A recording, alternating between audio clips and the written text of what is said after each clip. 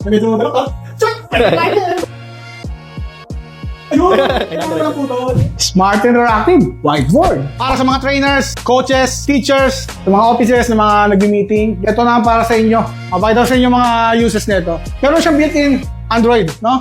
Meron siyang WPS, meron siyang Chrome. May mga files kayo, andito naman yan. Kung kailangan nyo mga image nyo, o kaya mga na-save nyo na files ng whiteboard, audio, tsaka mga video, no? Nandiyan siya lahat. Dalawa yung pen nga, pwede kayong dual. Kung dalawa kayong teacher or trainer, dalawa. Tapos, yan ang kagandahan yan.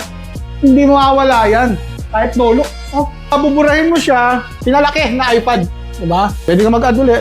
Okay. Panibagong board yan. Oily pen. Lagay natin. Kulay blue. Totoy. Wapo. Pakita ko sa inyo yung ibang features nito. Dito sa screen sharing, meron tayong yung app na tinatawag na eShare.app. Install nyo lang siya sa eShare. Meron siya sa Windows, sir. Ayan. Okay. Pwede rin sa Mac, sa iPad.